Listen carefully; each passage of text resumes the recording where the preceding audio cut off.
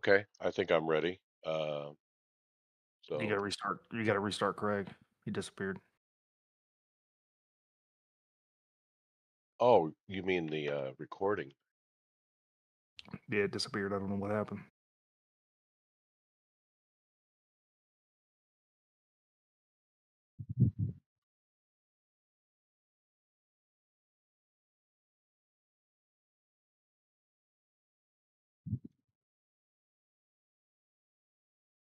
It said it hadn't received any audio, so it's listening, so we need to be talking. Wow, it's weird because normally it's in the chat or in the channel. Now recording. There he is. I thought I did this already, but okay. You did, and then it dropped out.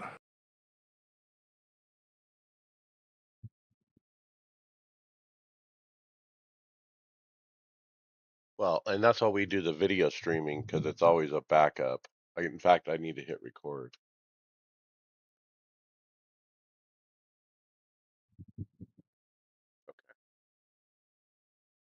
All right, here we go. Three, two, welcome to the iRacers Lounge. I am your host, Mike Ellis. iRacers Lounge is a podcast for the iRacer where we talk all things iRacing in a casual setting.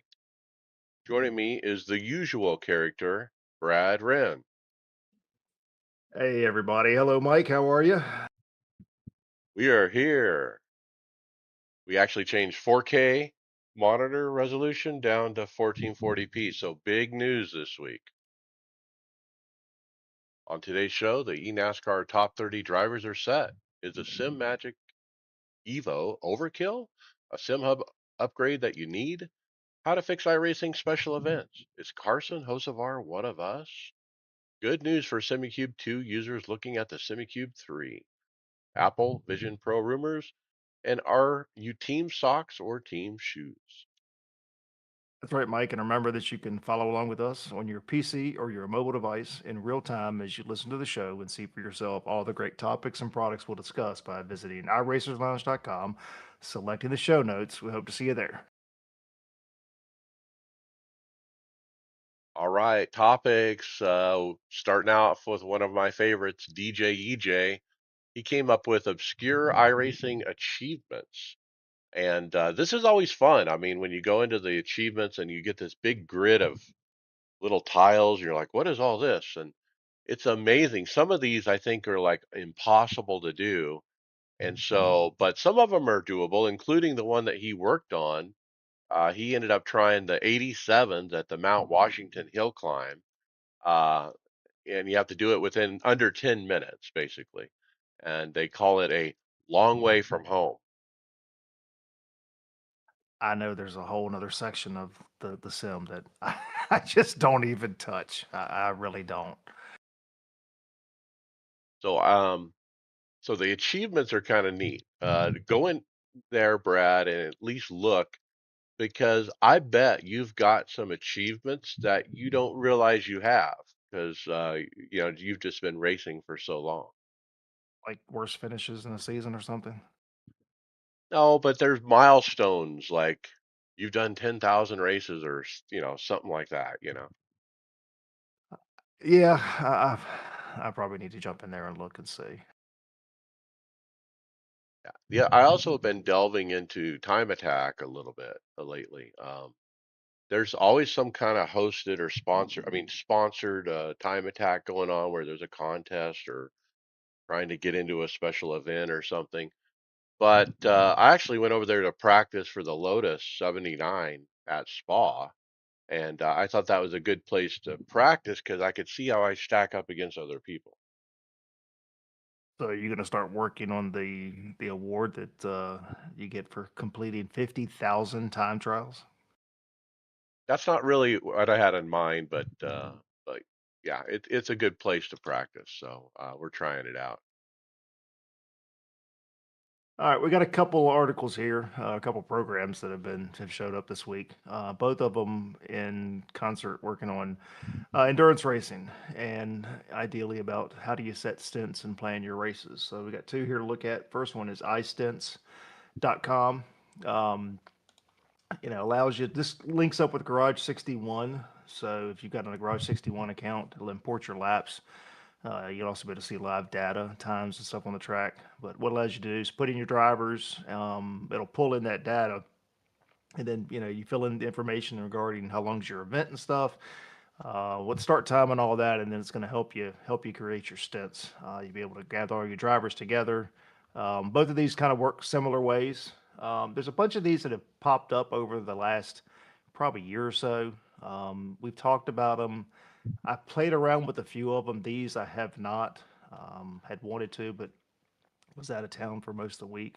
But I've bookmarked these, and as we still got some enduros left through Mech, even though there's some short ones, I think it'd be a good chance for us to kind of play around with some of these and see what we get. But it's neat to see tools like this. Most of the time for the long events, we still use a spreadsheet just because we've gotten used to it. But at some point, I think it's going to be well worth it to convert over to one of these programs. I mean, that's what I see this as the spreadsheet taken to a website, basically, and with AI or whatever trying to help along, it can, quickly, auto adjust, the schedule. That's always been a problem in the spreadsheet. I mean, you have to kind of go through there and everyone's times adjust. And, if there was something like there was a wreck, and so everything shifts 10 minutes, that kind of thing. Yeah, you got to have somebody to kind of maintain that. So I typically, when we've done the events this year between the 12 hours of Sebring and then we did the Daytona 24, I was the guy that was kind of manning that. So the other one is the stintlink.com. So again, very similar. Both these have got opportunities where you can set your stuff up free and see what you get. But yeah, like I said, these are bookmarked. I've got a bunch of them bookmarked. I'd like to at some point, like I said, just need to try to run through and use a different one for each thing and see how they work. But look, stuff like this, if there's a nominal cost, doesn't bother me if it's worth it. Again, it takes time to manage that spreadsheet, get it all set up. And I love the idea of something like Garage 61 where, your teammates, everybody, if they're turning laps and practicing and their data's in Garage 61, it makes it really easy to pull that data in and then use that to help you set up your times and all that. Because in theory, like the spreadsheet that we use, we have to just kind of use a general time and everybody's off by a little bit. But like if it can actually pull in your data, then it's going to set your stints. It knows that hey, Mike's going to run at this this pace. Brad's going to run at this pace, and it'll kind of work that stuff out. But yeah, pretty neat. So how would that work if it pulled up my stats and didn't see I have any in the car yet as we go into the event? Like what time would I get? Yeah, that maybe you're not the best example for this. I don't know how it would work. I imagine you probably put in something or it would use a default time or something. So. All right. The stint link also talks about matching up with teams or something along those lines too. Yeah, it looks like they got a mobile app as well. So, like I said, just try to bring these up to our listeners. If anybody's used any of these, jump on our Discord, kind of let us know. I'd like to know, get an idea of what you think and which one you think works really well. Right. Next up, we have Brexton Bush, future NASCAR superstar, we'll call him, doing some laps in his sim rig, Indy at Indy. Hey, look, it's May, right, Brad? Almost May. Right time to start getting laps, getting ready for the Indy 500. Sure, Brexton will be running, but what do you think of his equipment? I thought it'd be a good time to do a little critique here. Not bad. So we've got GSI X29. Yeah, I that's guess. right. Yep. Non-display wheel. Yep, non-display. He's got a looks like precision sim engineering. DDU. Can't tell the pedals. They almost look like a tilting face. I don't know what kind they are. All I can see is a clutch pedal. He's got a tubular frame, triple screen. Love to go to the house and get the FOV set correctly. It bothers me to no end, but I'm definitely part of the FOV police. But yeah, not a bad looking rig. Simcraft, I think, is the rig. It looks like it is on pivots on the middle. When I hit play on the video, you can tell. Yeah, so this is Simcraft, and these things are the high end expensive, very expensive, yes, but very nice. That's loud. My gosh, that thing is loud. I'm telling you, I mean, audio is a big part of doing sim racing. I mean, I'm running loud at my apartment. I'm running close to 130 decibel. Yeah, but that's not game sounds. I think that's just the sound of the rig moving. Oh, I see what you're saying. The rig's making the noise. Yeah. Mm. Okay, shoes or socks. We got a poll by Grid and Go Esports, and I thought it'd be cool to check the poll here and see what the results are because we're always talking about this. And the answer is 67% with socks, only 32% shoes. Yeah, I'm team shoes, and I think we probably need a little more scientific poll here. We only had 31 respondents, But they have a nice graph and everything too. so yeah, I've been team shoes. Honestly, I switched to shoes, Mike, when years ago when I bought the main performance PC pedals. That's when I switched to shoes, and I never have gone back. I have to have shoes.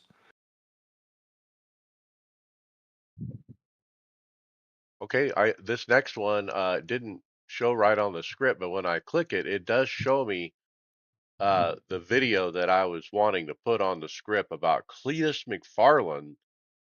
This is a kind of a throwback to when he got his sim rig from Podium Racing, and they have Cletus McFarland branding on it. It's got the color and everything.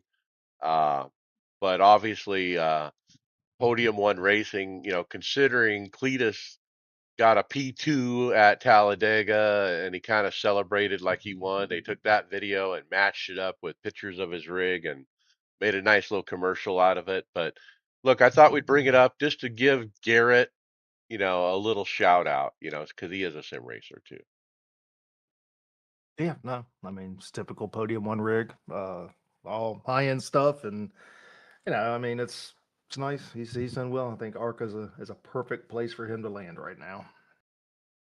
And what a good run he had. So well done. He showed well.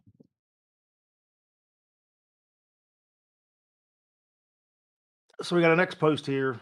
This is from Alan Cavana, and he's quoting a Dirty Mo Media post, and this is from the teardown. This discussing Carson Hocevar after winning at Talladega, and the one thing that they kind of drive home, and I agree 100%. And if you had a chance to listen to the Dale Jr. download this week, he was on there Wednesday, and they talked a little bit about this as well.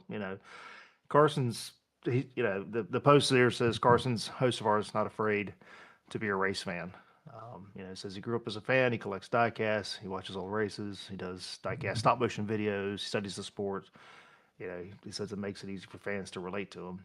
And then Alan Cavana chimes in and says, "All great points. I'd also add the iRacing factor to this. Hocevar shows up most weeks in the Coke Series qualifiers, not because he's a Cup driver, because that's his community." And that's kind of the point I kind of wanted to talk about a little bit. Is I mean, this is his community. I mean, he Junior was talking to him on the download. I mean, at Daytona, he had the sim rig and the hauler. He said he's getting one built to put in his bus, so that he's got one in there as well. He still has the one in the hauler. I think maybe last night he was doing his jumpy truck thing again. He's a regular guy, and I think that makes it pretty easy to relate to him, and especially us that that sim race. It's nice to see guys that aren't afraid to kind of jump back in and just have a good time and enjoy being with the community. And that's really what it is. Yeah, I was super impressed when I saw that Carson Hocevar was trying to run in the Coke qualifiers, and it's a good way to see how you stack up, when you're racing all those guys, because that's like the best in the business, and and then look, last night, watching him have massive fun. I think it was the road course at Texas, actually, where there's these sudden stops and they have these tight chicanes and stuff. And so when the chicane would come up, they would just be a huge pile up of trucks, and then people would see that and they would just pile in, and it was like a demo derby style event. And Carson was all involved and totally laughing and totally having a good time. And I was totally watching it, on TikTok I was like, I usually don't watch people streaming racing, but it was fun to watch him because there's so many people involved, and he's like really hot right now, and he's taking advantage of it actually on iRacing.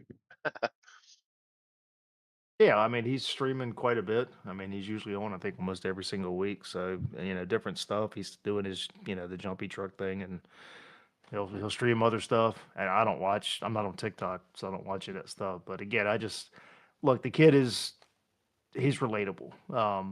And I think that's the connection there. I mean, we'll talk when we get into to fantasy, but just a good, overwhelming, popular win. All right, how about Slipstream Miss from MF Henry? Yeah, I got a video here from MF Henry. So, is are the are is slipstreams a thing in iRacing? So, video kind of opens up talking about how slipstreaming, the drafting, we all understand it's built into iRacing. There's the fluid dynamics model and all that stuff. So, he decided that he wanted to go ahead and kind of put this to the test and actually determine for real, is it something that's there? So he ended up using the Cosworth PI toolbox and then live telemetry to measure the exact distance between cars rather than relying on iRacing's relative. So, the only thing we get in iRacing is a relative. So that's the time between two cars. Using the Cosworth PI tool, he was able to actually look at the distance versus the time. So some of the stuff he found is do all cars give the same draft? No. Again, different cars are going to create vastly different wake effects. Like the LMP2, while it's sleek and efficient, it produces a clean wake that kind of ramps up steadily as you get closer. But like the Mazda MX-5, aerodynamically, it's messy, due to the open top and roll cage. It creates a completely different type of drag profile. There's this idea of a tunnel. So in a tunnel, the thought is that you need to be directly behind that car in front of you to get the best draft or the best slipstream. Said he found out that the test showed that being about half a lane offset provides almost the same benefit as being directly behind. Even a full lane over still gives some sort of significant draft in certain circumstances. There's the air cushion effect. So when getting extremely close to the bumper of the car ahead of you, drivers sometimes will kind of hit an air or a cushion where the momentum kind of flattens out or it's lost. So this almost suggests that pulling out too late can actually hurt your overtake. We talk about that in the Cup Series. With the next gen cars, you can kind of get right up to that car. Sometimes you almost can't get to them. It's like you hit a little wall right there. And then there's the speed versus effects. So surprisingly, the drafting effect was found to be larger at lower speeds and at higher speeds. So I think that we see that in the real world too. If you look like the Mazda MX-5 is a perfect example. Those cars, they punch such a big hole in the air. You get on them on a fast, high-speed track. They don't move. They're not super quick cars, but they create a lot of drafting scenarios and allow people to make a lot of moves. Even at shorter tracks like Road Atlanta, that backstretch downhill, you see a lot of good stuff there. Or So just some can't get racecraft, away. Can't get right? away. Yeah, yeah, you can't get away from anybody. Just some racecraft takeaways, in traffic. So like in multi-class racing, your prototypes, your GT3s all provide somewhat of a roughly similar levels of slipstream, even despite their different designs. From a safety aspect, again, you don't need to be glued to someone's bumper to gain the time. And that's what he says, even being slightly offset, you can get the same effects, but then you actually get that little bit of better visibility, to where you're not tucked in right behind that car in front of you and can't see what's going on. And then as far as your strategy, overtaking, is most effective when you use the draft to build momentum. So again, use that momentum as you start to get pulled towards that car. Continue that momentum. Don't just pull up behind the car and then lose the momentum. Use that momentum, in order to try to set your pass up. This was amazing to me because I think he recruited six of his best friends, to help him with this testing. And I think it was 6 hours or more. And, and they have to like, I think it was Daytona they were doing it at, but they have to like set up a drafting scenario where this car is ahead of this car and they're going at speed. And then they mark on the telemetry, from this point to this point. And then I presume they stop and he, gathers the information or data that he needs, and then they reset it up and do it again. It's kind of tedious work, but I've always thought that it worked this way in my head, that the draft coming off the car was like looked like a funnel where it would go off to the left and right. It wasn't just a narrow tunnel behind the car.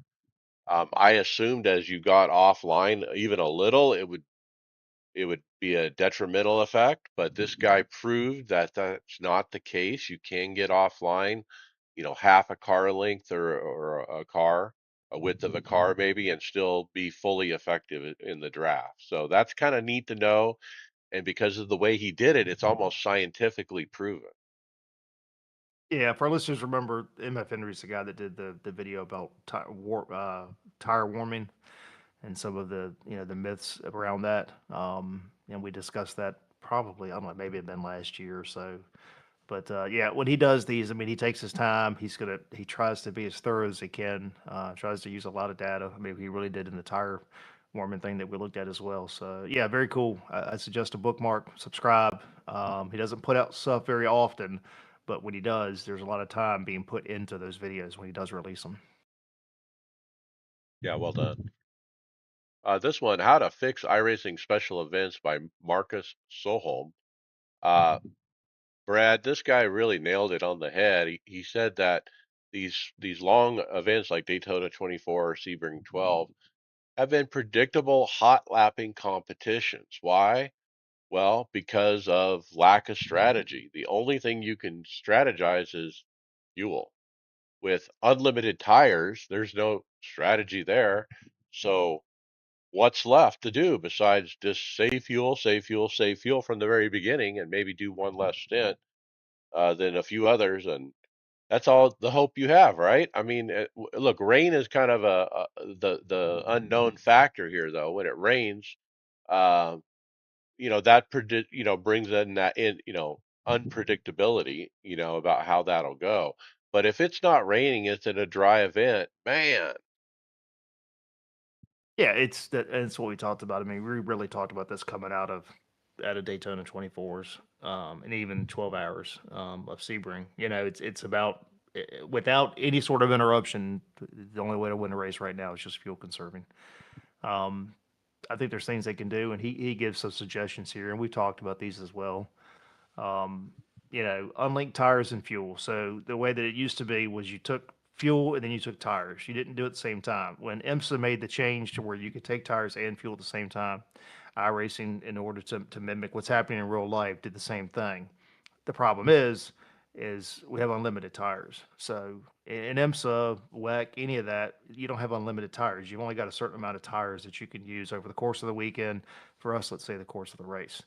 So if we can't go back to unlinking those two, and I understand why they want to do it. Again, the real world is fueling and doing tires at the same time. But in the real world, you have to double cent tires at times because you don't have enough tires to come in and put tires on In the real every world, you single. have a safety car. In the real world, you have safety cars as well, and they've talked about that as far as they're working on race control to do some of that. Multiple compounds would be good. We have multiple compounds right now in the game. IndyCar's got multiple compounds, so that's an option too. In the real world, they have multiple compounds. That would at least give you something to do to make an attempt. If I'm going to put softs on, I'm going to be quicker. What does that do for strategy? I could build a lead, and or do you go with hards? You can run a little bit longer. You may not be as quick, but you're going to get the longevity out of the tires. Like you said, safety car or full course yellows. Doing something like that to bunch up the field. I said we got burned in Mosport in Mech because the safety car, but at the end of the day, it was cool because it did bunch the field back up and it did completely change the strategy. We unfortunately got on the bad side of the strategy when we got that.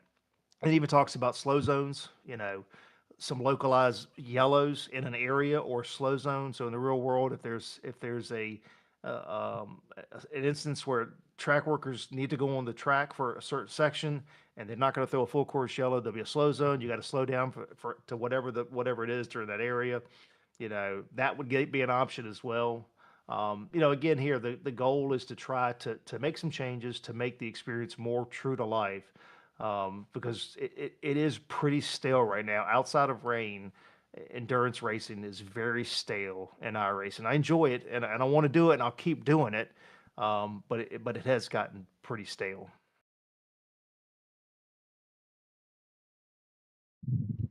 Okay, they finally admit it.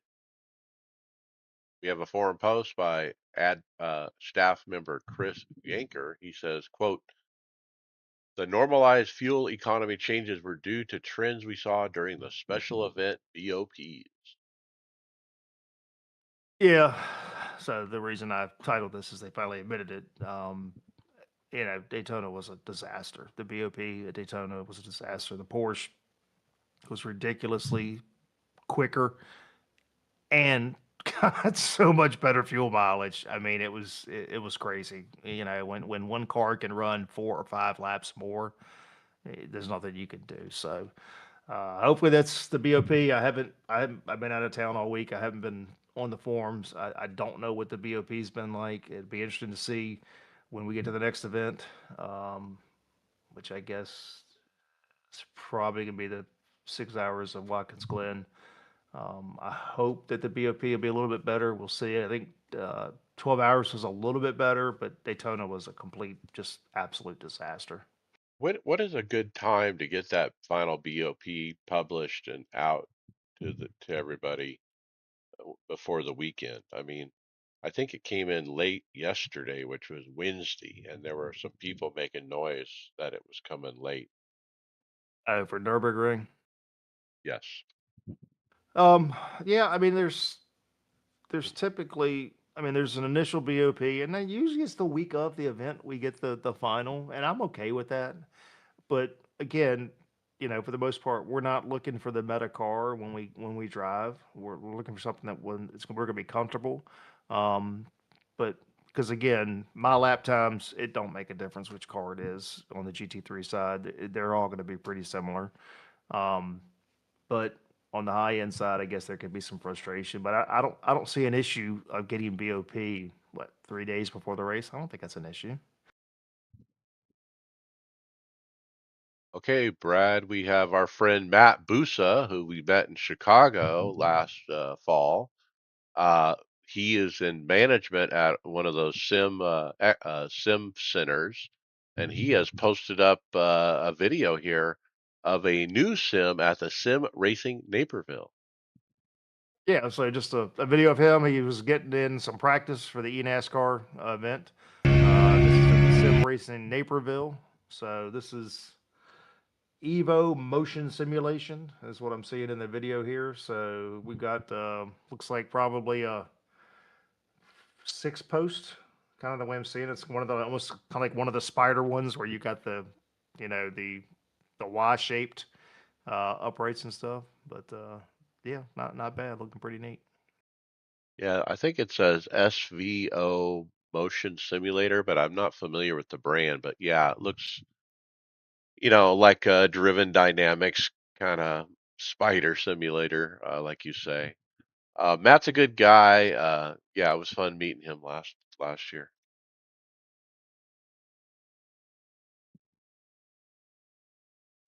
So unfortunately, while the eNASCAR top 30 has been set, unfortunately Matt Busa did not make the cut. So I had the last race last night at, or Tuesday night, sorry.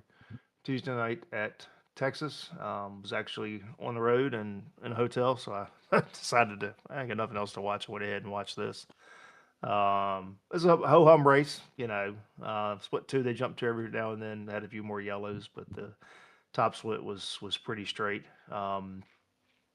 We had Kwame Scott got the win with a late race pass of Garrett Baines. So Kwame Scott, shout out to again Premier Racing Setups. They have two cars that finished in the top three there, Kwame Scott and Andrew Navarro at Texas. So awesome job there. And Andrew Navarro has made the top 30. So we'll get ready to head into the, I guess it's not, what is it's not the draft, what do they call it now? Yeah, something like that, where they set the teams. Yeah, it's a short period of time. Yeah, it's the, gosh, what's the word they use for it? Lord, they only said it about 100 times Tuesday night. I should know it. Now, I want to talk about Justin Melillo. He has put up this very long draft Twitter story about one of the drivers in question during that final race, Michael P. Frisch. And I hope I say that name right, but it's an interesting read, Brad, and I'll try to summarize briefly. But he was 37th in points, 150 points back from the cut line. Nothing short of a miracle was needed to get him over the line. And so with just one race left. And so it was looking pretty grim. But as other players ended up wounded and or wrecked out, he gradually worked his way forward. Now, getting down to the end of it, entering the final lap, Michael Frisch was on pace to finish eighth and score 332 points, 12 away from tying. He was on a fuel save strategy, was hemorrhaging time to those who had made green flag stops. Ahead of him was Justin Campbell on the same strategy. On his rear was Quentin, and first of those who had pitted, and he was coming up quick. He would lose that spot to Warman, putting him ninth and 25 points back. Down the back, Campbell and Warman were pulling away somehow, some way. He was looking for that miracle, and it appeared in turn 3 and 4 on the white lap. The two guys ahead of him got together and got squirrely, and Frisch snuck by both of them, finishing seventh. He secured 346 points, making the cut by only 2 points unofficially. Yeah, that's why you never give up. So, yeah, it was an interesting race. I mean, guys really played the fuel strategy. Some guys were going like, I think did about 72, 73 laps fuel saving. They talked quite a bit. So like going into turn one at Texas, guys were clutching. So not only you just letting off the gas, they were actually hit the start finish line and were clutching through the corner to save fuel. So yeah, I think it ran about 73 laps. It's pretty interesting. I don't know if I've got the I don't think I have the patience and the this to do that over and over again, but it worked because the guys that ended up finishing towards the top actually eliminated the entire pit stop. I mean, they came out.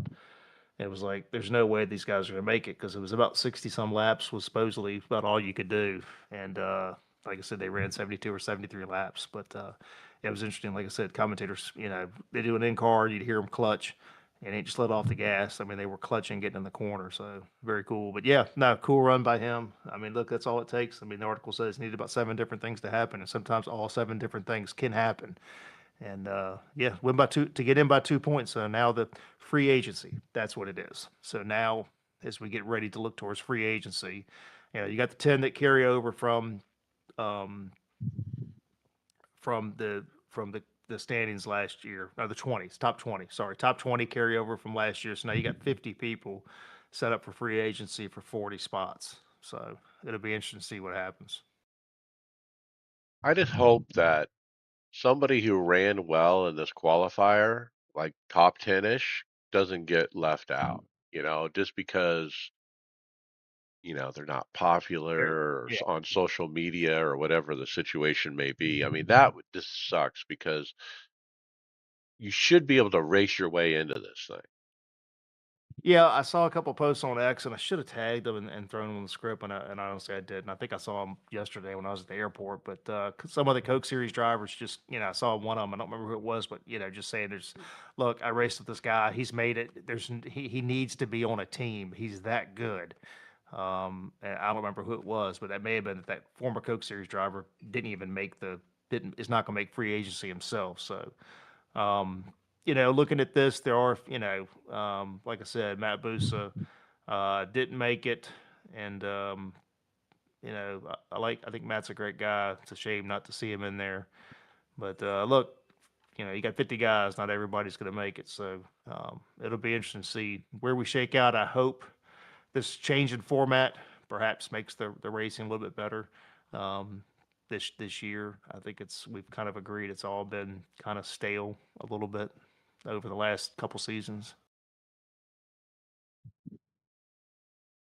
We shall see. Okay, next up is Porsche Esports Super Cup. We have some PR announcement from Porsche and iRacing. Talking about Porsche Esports Super Cup becoming a gateway to real world motorsports through Porsche. And I read this article, and basically they outline some direction about how you qualify for this thing. There's qualifications that are held on the iRacing platform via two routes. National championships in Porsche markets provide an initial entry point and so they have regionals, like there'll be Great Britain, there'll be North America, there'll be uh, Nürburgring, and so forth. And so then there's a regional championship, and then there's finally the world championship. And so talent will shoot out, and based on the world championship results, 5 participants will be invited to the final selection at the Porsche Esports Performance Center in Cologne, Germany. As part of this talent shootout, the young drivers will undergo further testing. The best will have their opportunity to prove themselves in a real race car on track. Again, just continues to show that even motorsports understands there's value from sim racing, and that you give these guys an opportunity, and you're going to find somebody who's going to do very well. So yeah, going to will it down to just a handful of guys, like Mike said. From you got the different markets, North America, Great Britain, Germany, and then your regional stuff, and it winds it all the way down. So someone's going to have the opportunity to get behind the wheel of a Porsche Cup car, and could change their life forever. Wouldn't that be cool to be in Cologne, Germany, and doing laps in a Porsche? Yeah. Yeah, that'd be cool. Wow, Don't run bend Porsche. the car. Don't bend it. Title idea. Don't bend the car. All right, we got some updates on the upcoming expos. So, Sim Gaming Expo, September 18th through 20th in Schaumburg, Illinois. We do have exhibitor announcement. Accessories. So this is ATS Accessories. They make stuff for I think it was American Truck Sim is what they do. So if you're looking for American Truck Simulator. So if you're looking for from button boxes, shift knobs, shifter extensions, and all that, they'll be there as well. I know Greg is happy about that. Special guests, we've got Zapicki Zone. So Zapicki Zone brings serious credentials to the stage. Founder of Valapasari, Valap, Valparaiso University's iRacing esports team member. So and then exhibitor announcement, we got Second City Gaming.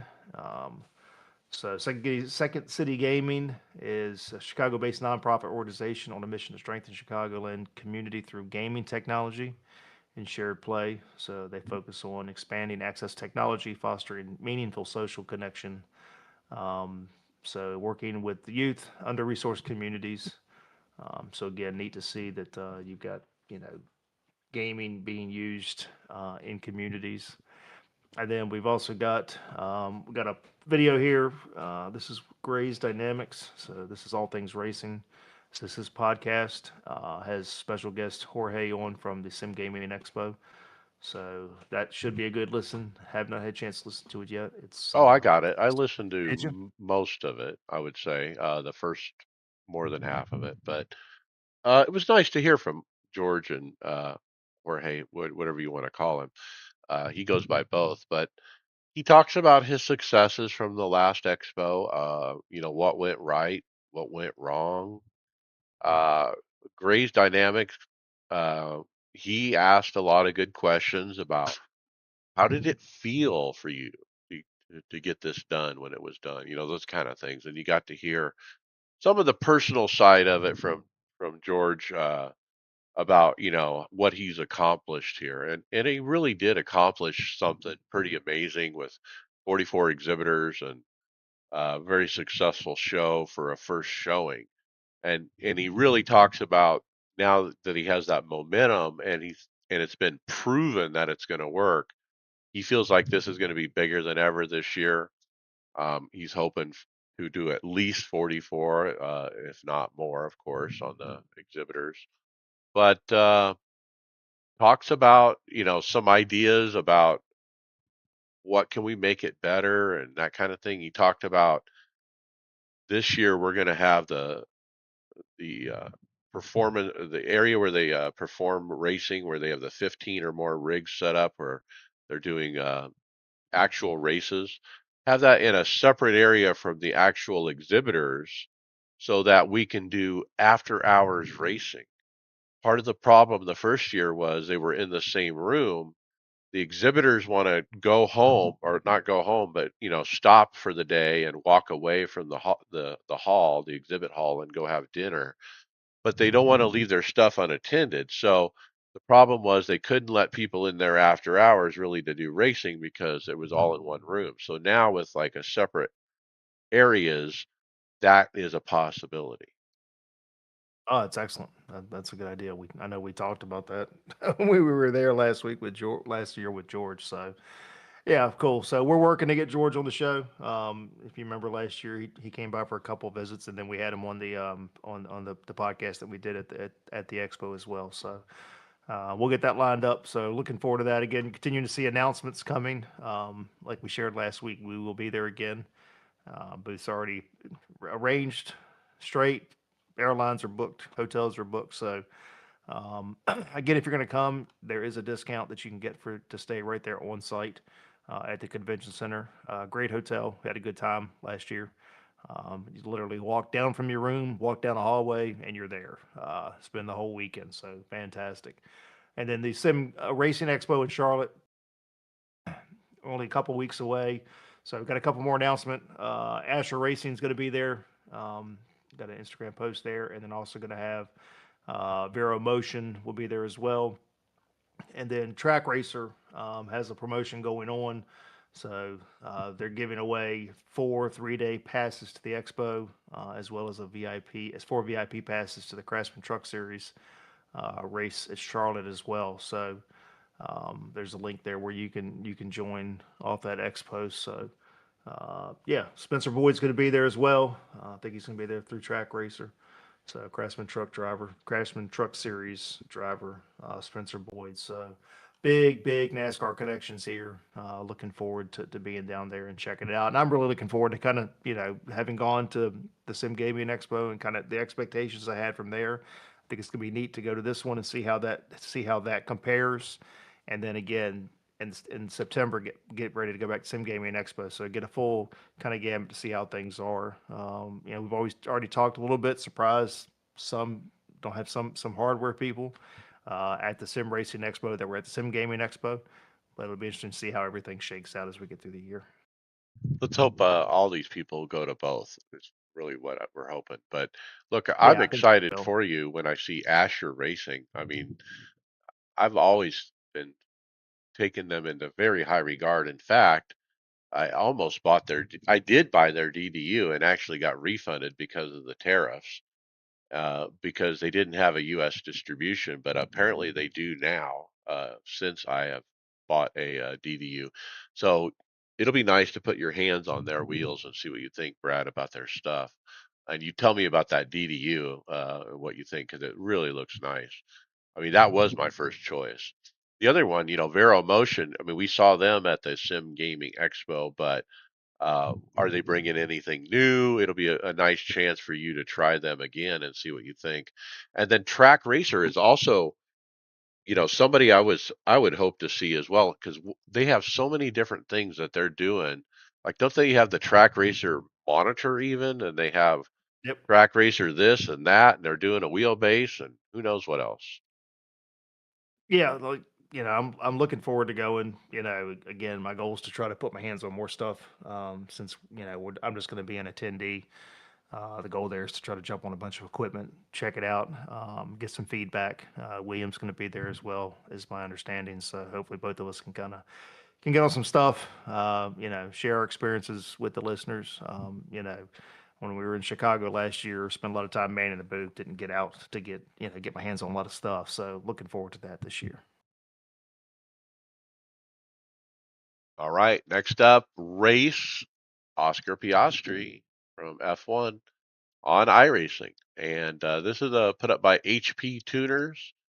Look, this is what I saw in Time Attack last night. I went in there, and right at the top, HP Tuners is offering this event, and you basically come in and race or run laps at Miami in the McLaren GT3 Evo, and you put up your lap times, and I guess how does this work? The top 30 drivers will advance to a live race event where you get to compete directly against Oscar on May 4th.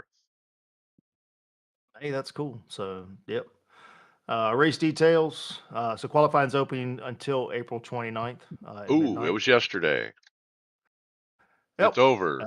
It's over. So, Miami Grand Prix full course, McLaren S20 GT3 Evo, 30-minute race format. Top drivers will advance to the main event. So, there you go. Pretty neat. It's neat to get opportunities to race with some real life racers. And then next, we've got announced already. Come on, Greg West. I can't believe it. He's early for the Indy 500 announcements. Yep. So May 5th through the 18th, known as the greatest spectacle in iRacing, the Indy 500 is one of the most prestigious race events in the world. So both race weeks will have unattached qualifying, again, using the 4 lap average during the week leading up to the race, so mimicking the real world event. For the fixed setup race, they'll be using same static weather settings that they use for the Indy Oval Series. So, however, the open setup race will be using forecasted weather for both qualifying and the race. The weather for qualifying will be static and consistent across all qualifying sessions based on the forecast. However, the weather for the races will be dynamic based on the same forecast. So, fixed setup dates and times May 5th through the 11th.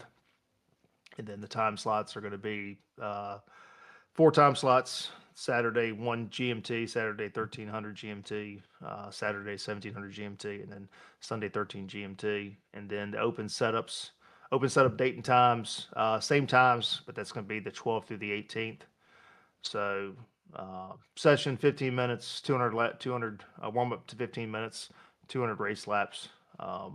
So field size is 33, just like the real event. So I will not race this. I'm not a huge IndyCar guy. I don't even own the car, but I know that. Look, if you're going to do this, this is not an easy car to drive. There's a lot of things that happen in Indy. Please, for the love of all your fellow competitors, turn some laps. Don't just jump in this and end up ruining somebody's race. Yeah, I've never been successful at these events when I have tried. I always end up in the wall within the first run, usually. Just because of what you said, Brad. This is not an easy combo. And so, with it being such a long race, it's really about surviving, and you got to be able to put out laps, you know, run after run, to get through these 500 miles. And so, if you put it in the wall like I can't did, I do all the time with running this car at that track, it's not going to work. So I don't think I'm actually going to run this year. But yeah, check it out.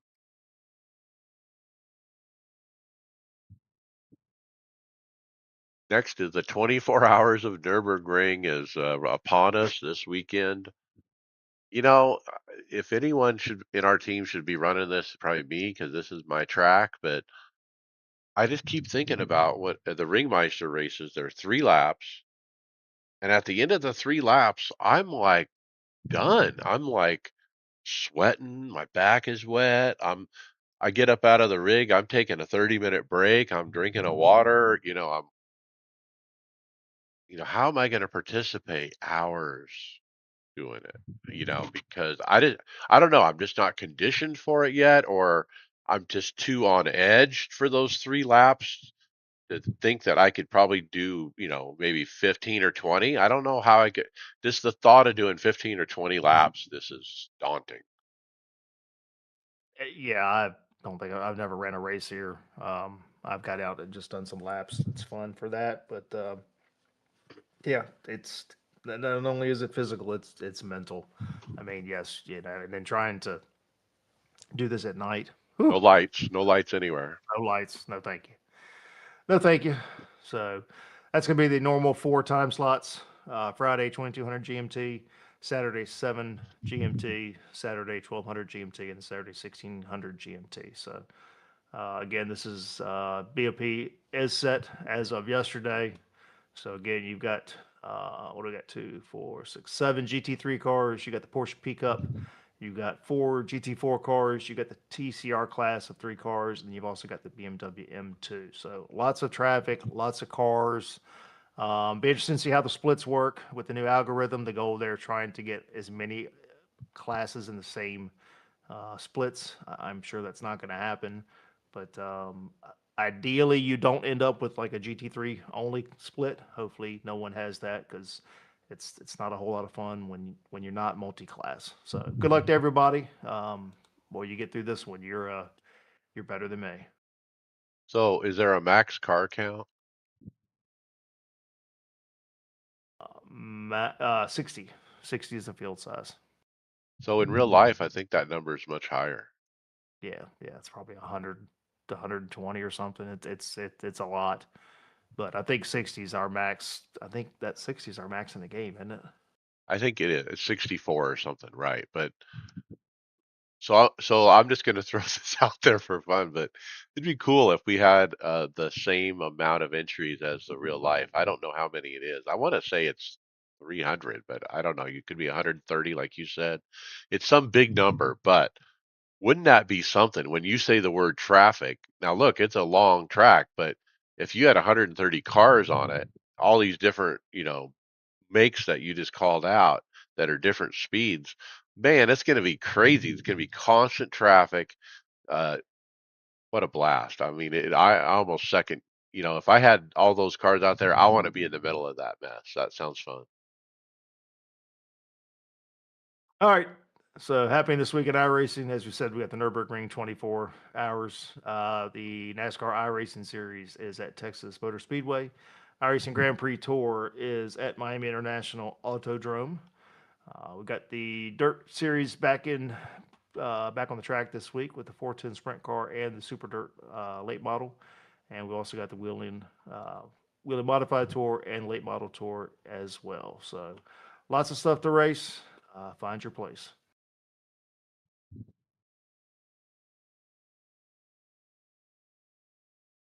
Podcast housekeeping. Leave us a review on your favorite podcast platform to make it easier for more listeners to find the podcast. Mention the podcast to your fellow drivers so they don't miss out. We would appreciate it. Check out our Discord and get involved in the discussion. I dropped a link over there today with some crazy stuff. Hopefully, we'll talk about that. But yeah, get involved in the discussion. We got our website at iRacersLounge.com for show notes. And we are in regular rotation at Performance Motorsports Network. And you can get your t shirts, hats, mouse pads at iRacersLounge.shop.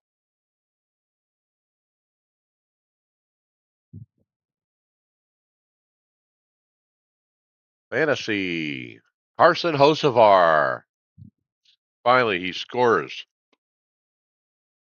Yeah, Carson gets the win at Talladega this past weekend. So, looking at fantasy points, we've got Kalen takes the win with 190 points. Followed second was Connor Truman. Third was Cletus 45. Fourth, the faster Will. Fifth was Mike Wuju. So, um, yeah, checked live points before the big one, and I was first in points. And after the big one, I was 30 something in points when we had the big wreck that wiped out literally everybody but Carson, who I had in my lineup. So, yeah. So we had the stage, they flipped the stages this time. We did the long stage first at 98 laps, the 245s. Didn't make any difference at all. The first stage was, the typical Talladega snoozer. I'm just glad to hear the drivers are finally starting to complain.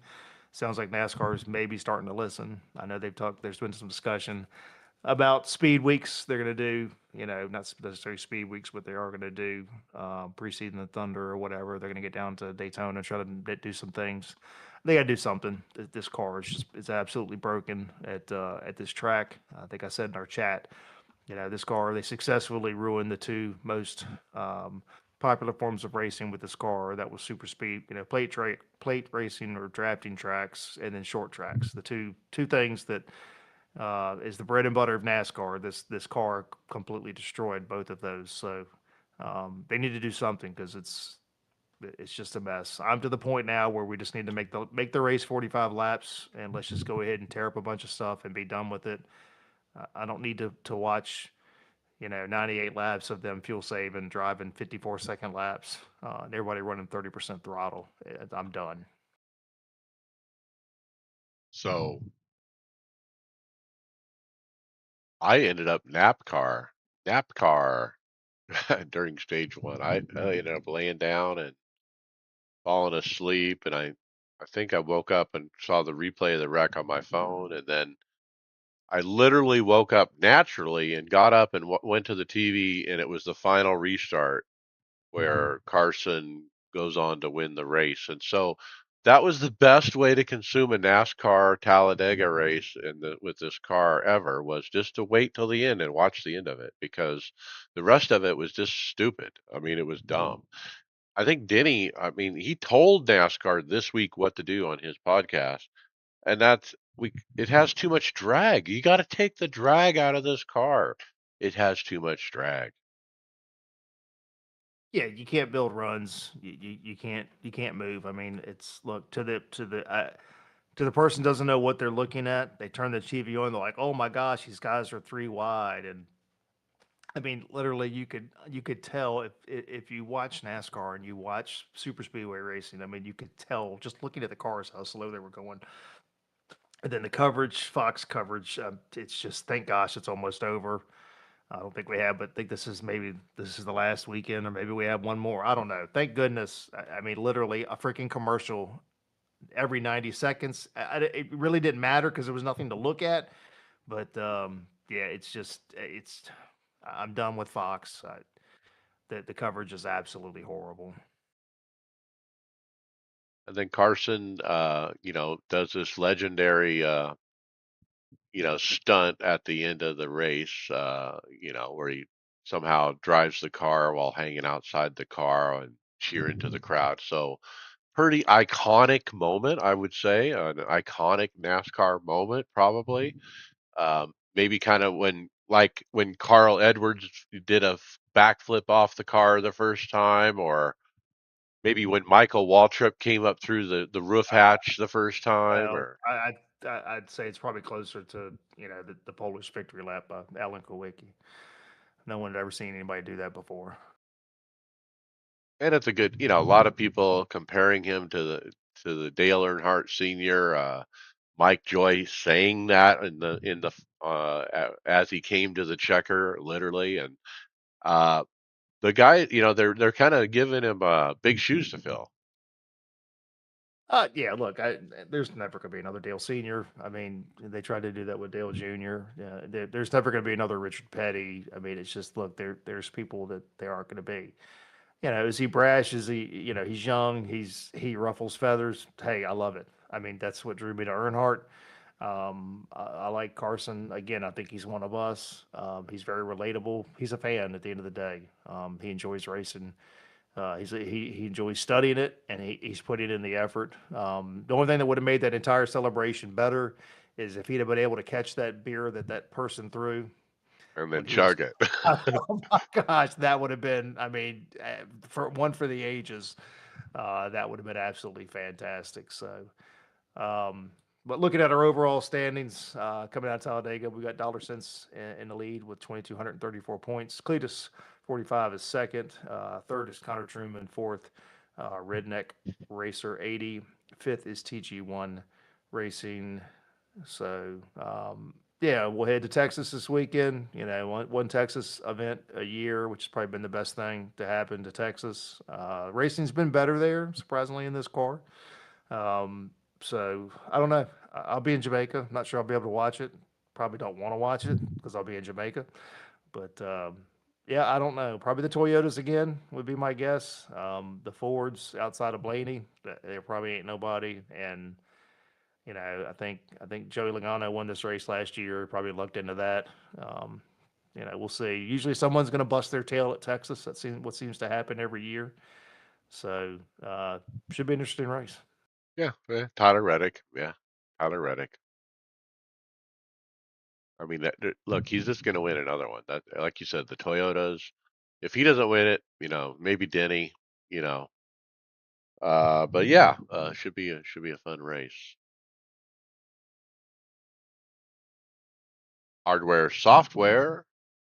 Chad McNeese's ultimate hardware spreadsheet is a Google spreadsheet that is linked at the top of the hardware software section for you to go into and browse basically every piece of sim gear that's for sale.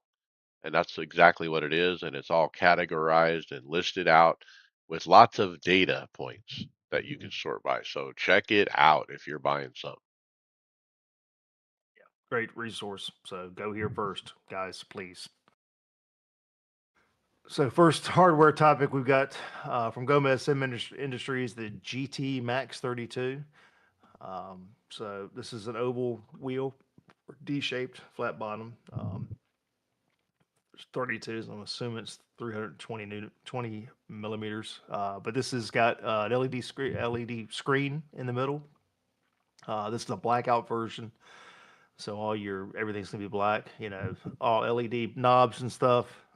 Look, again, uh, uh, GSI is probably my dream wheel that I will get at some point. Um, if the wife ever lets me. I'm scared to go put my hands on one because she's gonna see how happy it makes me, and she'll be like, "Oh, I want to make him happy. Go ahead and get it." That's why I took her to That's why I'm taking her to the expo. So yeah, nice looking rim. So yeah. So you have her pick it up first. She'll be like, "Ooh, this feels Ooh, good." that's right. That's right. And it's on sale, babe. See, I can save A show 15%. sale, right? They're on a Right. show sale, right? I can save 15% if I spend $1,000 today. Look, when I was at the Gomez booth at the Sim Gaming Expo, every single wheel they have feels like gold in your hands. It just feels like premium. It's like butter. I mean, the grips, it's like butter. Good stuff. Anyway, this is the revised, brand new revision B, I guess they call it. It says improved electronics, sharper, more tactile rotaries, upgraded LED rotary surrounds, pass-through capable body, hand-laid carbon construction. Yes, extremely high end. GSI makes fantastic wheels. There's people that complain about the weight of them, but look, if it's going to be built that strong, it's going to weigh a little bit. Okay, we have a quick hit here on a done deal. Traxi and GG reporting that Acetec and therefore Acetec Racing, formerly Acetec Sim Sports, sale to the CQXA has been completed. The transfers have been sent and the company is officially private. Now, I've seen the interviews with the CEO guy, and he indicates it's still business as usual, even though he has new owners. Yeah, I mean they've kept him on, so we'll see. You know, it's again, it's I'm have made my peace with Base Tech. I'm just not a fan aesthetically on how their stuff looks. That's just a personal opinion. But yeah, we'll see what happens. So they got themselves in a pickle a little bit. I think probably a year or two ago. But infusion of cash and all that, we'll see what happens. When you're in an industry as a sim hardware manufacturer where there's so many different choices, some of those choices are going to be at the no choice, right? Like there's always going to be companies on the no side. And this one has always been a no from day one, I think, for both of us, Brad, just because of how it looks. It's just the look of it doesn't live up to expectations of what we can get from other companies. Yeah, they're just odd, and it's just I don't want to I don't want to be looking at that when I'm racing. It's just what it is. I just don't want to look at it. I just aesthetically, I don't like the look of their wheels. So All right, next up is Will Ford with a video called "Is This Just Overkill?" referring to the SimMagic Alpha Evo Ultra in his review of that 28 Newton meter wheel at 969 US dollars. What a value for that many Newton meters. But he does his normal review of this. Final verdict concludes that for the vast majority of sim racers, the Evo Ultra is indeed overkill. The recommendation, while it is a good value at just under 1,000 for 28, it's difficult to recommend over the Evo Pro, which offers nearly identical performance in the most usable torque ranges. 20, and so the sweet spot most drivers find 12 to 16 to be the ideal range. The 18 Newton meter Evo Pro already exceeds this, and the cost is significantly less. So he really goes on to talk about like this. I don't need this. This 18 was just fine. Why would you want this? And so I have to actually disagree with Will on this. I don't know. Maybe it's just because he's a road racer, but I do this thing at Texas Motor Speedway today in the NASCAR race where I run literally 100% on the force feedback in iRacing and in SimiCube on the profile. Why? Because as I turn in the corner about 5 to 10% angle on the wheel, if I turn more than that, it takes more force than I'm comfortable giving in my arm, actually. So it makes it difficult to oversteer. It forces me not to oversteer it because of how strong the turning is. So I actually have I think there's some advantages to having a high Newton meter base that Will has not considered. I think for me the biggest thing is it's headroom. So yes, I think the sweet spot for most people is 12 to 16. I had the 15 Newton meter Alpha, Sim Magic Alpha, and I like to run a lot of force feedback, and I had a lot of clipping at that range. So I was losing fidelity. So for me to go to the SemiCube 2 with 25 Newton meters, I don't run a full 25 Newton meters, but what I don't have anymore is I can get the force and the strength that I want, and I have no issues at all with clipping. So to me, that's what I want. Look, we've got some listeners that have. I think we got two guys in Discord that have bought this wheelbase, and they've been absolutely SimManix, completely thrilled with it. One I'm coming from a much lighter wheelbase, just SimMagic absolutely blown Evo away at Pro how good wheelbase. the base is. So, um, I had contemplated staying until this had come out. Had this probably come out probably 8 months ago, I may have made the stay and stayed in the Sim Magic ecosphere. But I look every review I've seen is good. Is it overkill? Yes. 32 Newton meters overkill. Is the SemiCube Ultimate overkill? Yes. I don't care. I like a lot of power. I don't know. I mean, I just looked up price. SimMotion has it for $700, the Evo Pro. So 700 to 1,000. Only 300 more to bring, jump from 18 to 28 Newton meters. I think it's worth it for the 300. I do too. Yeah, no, I do too. So I got a quick hit here from Cube Controls. This is the Astra. So this Instagram post, Asher doesn't need an introduction. So, but Ji Woo Yoon is here. So to set the record straight, the difference between a professional simulator and a toy lies in the details. So, talking about while the market's flooded with cheap clones and mass-produced plastic, they choose a different path. So, look, I have a semi-cube. I mean, sorry, I have a cube controls wheel sitting right here. I've got the F core. Even that's the lower grade on them. Still fantastic quality. Cube controls, you can't go wrong. Great quality. Mike's got a cube controls wheel. So we tried this one. We touched it at the Sim Gaming Expo for an entry level, which is what this is. Super good wheel. Me personally, I don't like an open. I like a closed handle wheel. I don't like it open at the bottom, but some people do. But for instance, a great entry wheel to get into the Cube Controls ecosystem. Look, there's all these real cheap ones that are what, $200 to $300. The Conspit and the Sim Magic and the Moza, they all have these really cheap formula wheels, right? At that low price point, $200 to $300.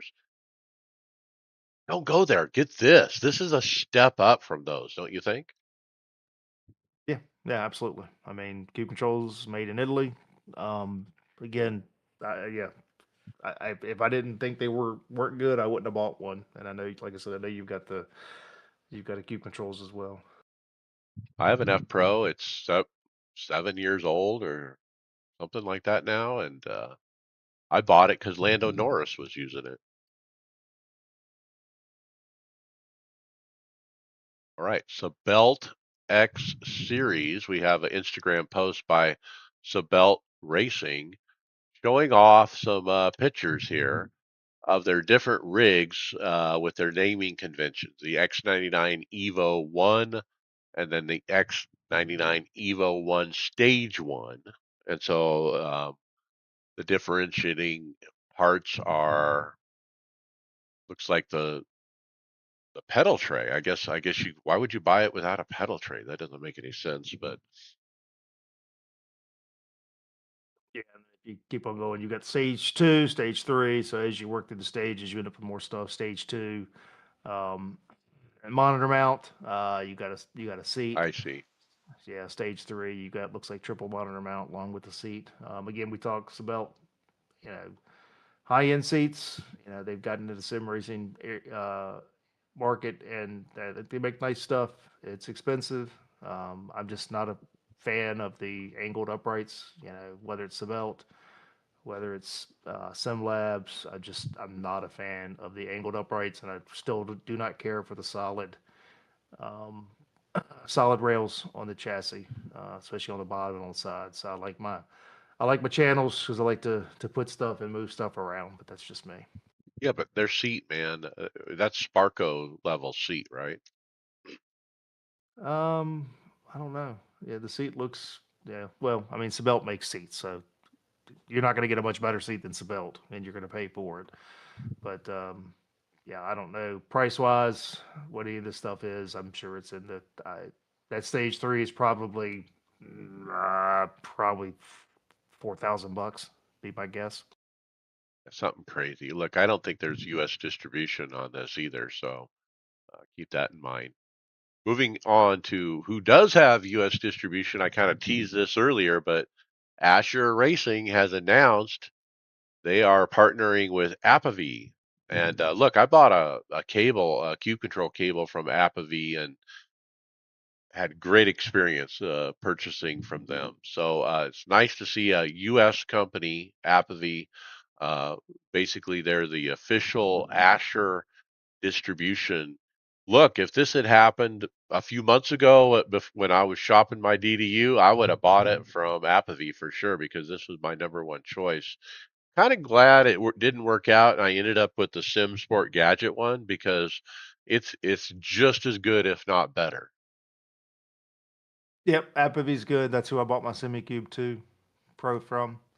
Um, I bought it from them. So yeah, no issues. Super quick shipping. They're in California. So Mike, now you have no excuse not to get an Asher wheel. I don't. Yeah, no tariffs, that kind of thing. So yeah, uh, But look, if you're looking for DDUs, I'd be real torn between the SimSport gadget or the Asher Racing DDU because they're both really nice looking. They actually match each other and look almost identical.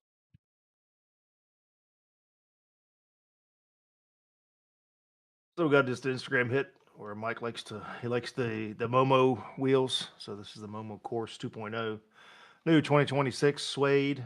So we got the premium red. We've also got the blue suede, and then we've got the black as well. Um, so after 25 years, one of the most iconic steering wheels is tuning history is back. Momo of course, now with a brand new 2.0. So a little bit of redesign. Yeah, these are real steering wheels for real race cars. They're not cheap, but if you're going for a certain look or you're trying to mimic a certain type of car, look, that's the beauty of what we do. And if you've got a base that doesn't have a locked in ecosystem with a steering wheel and stuff, you can so many third party things that you can do. That again, that's the beauty of sim racing. You can do really whatever you want to do. Make your rig what you want it to be. Maybe some of our European listeners can correct me, but I think Momo is just a very popular racing wheel in the European market, for like you said, real racers. Over here in the US, it seems like MPI is the preferred wheel in the US racing market. But perhaps over there, it's just Momo is the leader.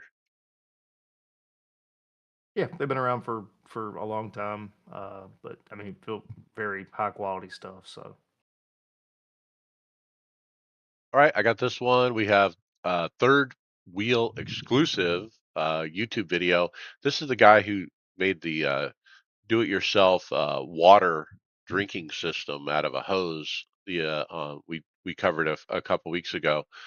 But this video, he talks about the Daniel Newman Racing Sim Hub plugin, which I have uh, I am able to use because it's included in my SimSport Gadget DDU that I bought for the $400. I get a premium subscription or whatever they call it for the DNR plugin. And so he talks about how to use it, uh, what the different kinds of dashes are available, um, how to program it, why, and all these different things. And so it's a good walkthrough of like if you're thinking about getting a Daniel Newman Racing plugin for your DDU or your wheel. I mean, it's also used to run a wheels displays on wheels. This is a good little look at the software and what it looks like. It's very easy to use. I've had a good time with it so far.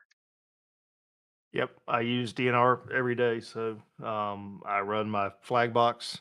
My DDU is run through that. My ambient lights are run through that. Um, so yeah, it's all in one spot. Super easy to use. I pay for it. It's fine. I think it's a value, and he continues to add more stuff. He's just added support for the little race logic lap timers, and I'm trying to convince myself not to buy one because I now I want to have one. Do I need it? No, but I want to That buy little one. blue box you've just kind of put Yes, over there. Oh yeah, yes, I want yeah. one of those. So he's got a full plug-in for that now as well. So I mean, like Mike with your LEDs on your Cube Control wheels, are you using his LED profile on that? I'm not. I'm using something else through SimHub to do that. But yeah, So I should look into check that. check those out. Those are really good. So look, DNR is really good. It's not just DDUs. It's again, it's ambient lights. It is so much stuff. LEDs are if you've got eyebrows, for LEDs. If you just got an LED bar or a rev bar or any of that stuff, like I said, I run my flag box through it. It's just he's got so much stuff, and it is so worth it. The plugin is you don't really have to do any chasing of stuff. All the changes you make right there in the plugin in SimHub, super easy to use. You get an update, you install it, you hit click the button. It's not like SimHub used to be where you had to drag it in here and overwrite and none of that stuff. It's an entirely built-in plug-in. It's a system. It's a whole ecosphere in SimHub for all the stuff, and they continue to expand. Great community on Discord, always willing to help if you run into an issue. So yeah, I can't recommend enough. I'm a paying member, and not just I don't say that, but just to give a shout out to DNR. It's Daniel does great work. So why? So the ambient lighting. So I do that through the regular SimHub plugin. Why would I want to do it through DNR? So with his, you can do different stuff. If you want to end up with if you want to do marshal flags, you can have them flash. Like for me, when I get out of the sim, they turn blue. They stay a color. They don't. There's different stuff that you can do. I mean, there's so much customization built into those now. He's also supporting some other LED stuff, so you can do like if you're doing light strips and stuff. It's really cool. So again, Mike, you can play around with it, see what you think. To me, I like it just because it's easy. I don't have to think about it. There's an update, bam, I update it, and I'm good to go. Yeah, good stuff for sure. Next up All is right, the AL Logs Rico, and this is the AL Logs new sequential shifter called Rico with true negative resistance at the snap stage, based on innovative recoil mechanism for activating the return spring only at the end of the stick movement.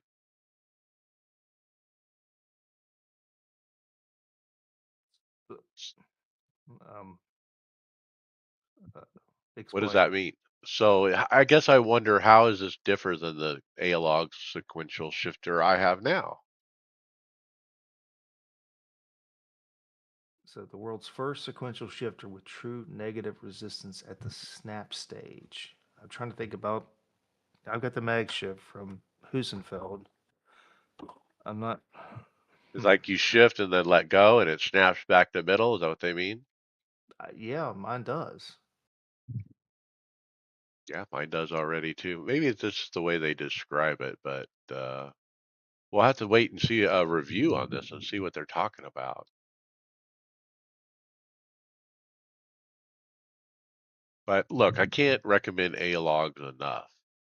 Uh, it's full metal. It's not even thin metal. It's thick metal, and it's a very small footprint.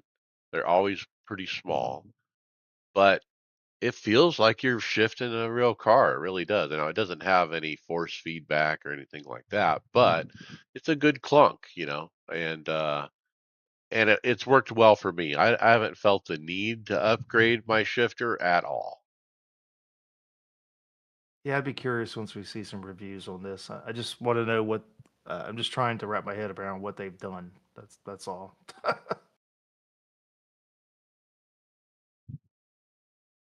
All right, next one we got an Instagram post here from Conspit Official. This is the Maxo One. They put together a SimHub dashboard setup guide. So just a nice video here. If you've got the Maxo One, it's going to walk you through how to set up. Their the dashboard on their wheels can be used through SimHub as well. So just a nice little tutorial to show you how to get that set up and started. So again, first time you kind of get into this software, it can be a little overwhelming. Um, it's not completely intuitive. I know when I first started to mess with it, I was just like, what am I doing? But this is a nice tutorial, walk you through from installation of SimHub to getting your devices acknowledged. Now that SimHub supports so many different things, like the Maxo one's already in there, you go pick it, and everything will start to go ahead and load into it. Then you can go to conspit.com and you grab profiles and all that stuff for it for the LEDs and for the DDU as well. So nice to see Conspit, putting something like this together because I think that it's a huge thing for the community. So many people just get into stuff and they start to mess with it and they really don't know what they're doing and then they get frustrated. And it's nice to see some tutorial videos out there for the community to help. Well, I think it also points out how Conspit does have SimHub integration and support. when others don't. Like just I believe it's the Moza KS wheel. You have to do their dashes right in the Moza Pit House software, I believe, and they don't have SimHub integration. So it's a good thing to point out how nice that is. And I presume what you could use Daniel Newman on this wheel, I guess. Yes, you could. How about the telemetryforge.com, Brad? Yep. So we've got more iRacing telemetry stuff here. So this is the Telemetry Forge. So iRacing telemetry done right. Build your own fully customizable racing dashboard with live telemetry widgets, lap logging, fuel estimates, race analysis. So they got a beta currently going right now. Again, have not had a chance to jump into this and look, but just looking at that, looks like there's a lot of cool stuff. They're showing some stuff on here that I'm kind of curious about. Looks like they're showing live tire data, which we know iRacing doesn't do. Um, but I don't know if this is specifically like this is like throw up on the fourth monitor, or if this is something would be good for streamers. But looking at here, we've got like session history. Look at your lap times. You can look at lap graphs, best lap highlighting. So, but live telemetry widgets. Again, you got fully custom dashboards. You can move, resize. There's pop out overlays, built-in fuel strategy. Supposedly local network ready. So open up your dashboard on another device. So if you got like an iPad, you can open up on there. You can use it on single monitors, triple monitors, whatever you want to do. So, like I said, they do have a beta currently going on now that you can join. And this is at the telemetryforge.com. So, maybe something to play with. Look, it reminds me of sim racing apps, which is no longer supported. However, I still use it. Um, it has overlays just like this, but more old school looking. These are very modern layout looking, very nice, clean look to it. Whoever is put these together, they look good.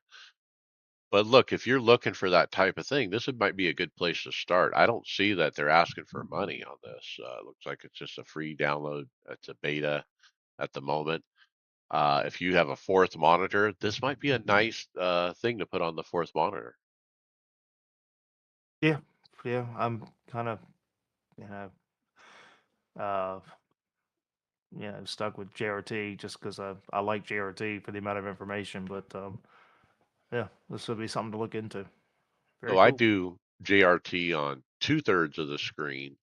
On the other third, I actually put up the crew chief overlay from Sim Racing Apps, which has a lot of good info, and I have Discord on there too. So I like dual real timing, and that's very important to me as well. But I try to just use up 2/3 of the screen so I can see some other stuff.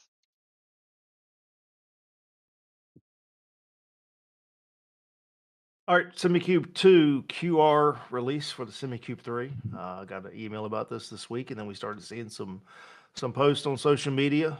So uh, you've now got the quick release that will work. So your SemiCube 2 quick releases that you have on your wheels, you can now instantly put them onto your SemiCube 3. So this has got the base side adapter same thing that you got on your SemiCube 2. So you don't have to worry about upgrading everything to the SemiCube 2 3 QRs, which are uh, expensive. I think they're like 190 bucks or something for the wheel side, something ridiculous. You can usually find the SemiCube 2s for around 100. So they talked about this coming at some point, but they have now finally released it. So the Instagram video here's got a video kind of shows you through. So it's works same way. You put it on, slide the pin in, and you're ready to go. Now there is no light bridge through this, so again, your wheels can work just the way it works now. If you've got a cable, you're gonna have to still connect it USB wise to however you had it connected before, but at least you don't have to worry about spending a fortune having to buy all of the, buy new uh, SemiCube 3 QRs. Look, that what's the timing of this? Why didn't they put this out day one with the wheelbase? that would have stopped all those naysayers out there who say, "Oh, I got to buy all these different quick releases now and light bridge, and I don't buy into the light bridge. I use a coiled cable."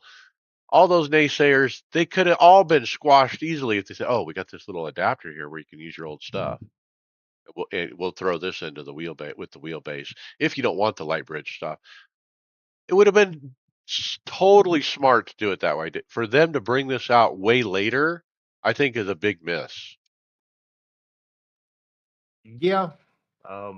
Look, Mike and I both have semi cubes, so I think we can complain a little bit at times. Look, I think there were some faux pas in this release. Things probably in hindsight, I think they probably looked back and probably realized maybe they could have done a little bit better. But yeah, I don't disagree at all, Mike. This should have been this should have been right there when it was released. This should have already been there. This is not new tech. This is this It's a is little semi. thin adapter. That's right. Oh, that's frustrating. Look, I don't even own a SemiCube 3, but I'd be beating my head against the wall right now if I saw that. I'd be like, yeah. Especially if I had bought all those different new quick releases and to put on all my different wheels and spend all that money, and then they come out with this. Oh, come on. We got an Instagram post here from Grays Dynamics and ATSR Profiles. So, introducing the Grays Dynamics round display. So this is a LED that's round. Looks like it's maybe about 3 inches, three inches maybe, circular. So pretty neat. And then also linked up with ATSR Profiles. So they do SimHub profiles for LEDs, dashboards, and all kinds of stuff. So yeah, Ray does some stuff on the side. So this is looks nice. CNC machined black mat enclosure. So I have no need or really desire for a round LED. I can't figure out what I would use it for, but if this is something that you're interested in, it's pretty neat. It's got LEDs, around it, so you like your rev bars goes around the screen. It's pretty neat looking. Just nothing. What's the I use don't. case though? Yeah. For me, it's I don't. Yeah, Look, like the little lap time blue box thing we were talking about. That's kind of a neat use case because they actually use that in real race cars, and it kind of makes it look, real. And so I don't know. I mean, I don't know what the use case is. Like, what would you put on it? Your RPMs or yeah. I mean, you can do attack and stuff like that. Again, I think if you're going for something, maybe I don't know. Um, I know Chris Randall's got a round one that he used on his rig, but outside of either doing an RPM or a speedometer. I'm not sure what well, I'm not sure what I would use it for. all right, let's keep rocking V&M and Cube Controls. We talked about this before that they have collaborated on a wheelbase that's going to be branded as Cube Controls by V&M and have the Cube Control colors and logo on it. But some more detail here, Brad, with the naming conventions. We have the Elite, which is 18 Newton meter, Supreme 25 Newton meter, and the Extreme 32 Newton meter. Holy cow. Rip your arms off strength. 23-bit encoder, custom FFB, industrial servo. Which drive is right for you? Yeah. So again, we've talked about V&M. I think Dan Suzuki. This is his daily drive.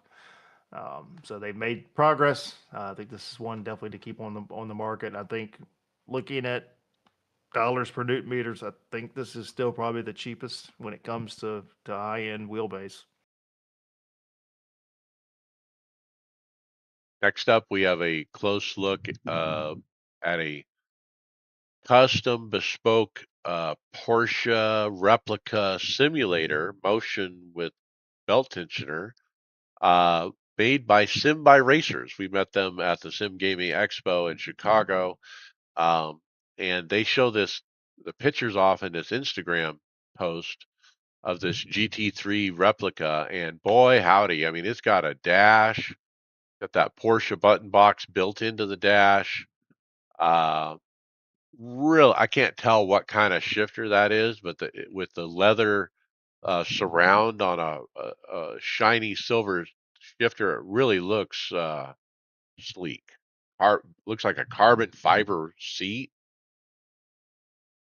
Yeah, I mean, look, it's here's my only complaint. If you're going to do all of this, you can't put a 4-inch DDU in the dash. If you're going to do the Porsche car, you got to put the Porsche dash in there. That's my only complaint. But it's got a glove box where you can put your keyboard. I'm not sure how convenient that is if I'm trying to text something in the middle of a race.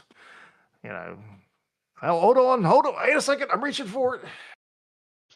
You've got triple active pedal semi-cubes. Triple. Yeah, you wonder what the price is on this. I can't even imagine. William Westbrook shows up. Hey, buddy, how about you tell us about the new Driven Dynamics DDX Precision?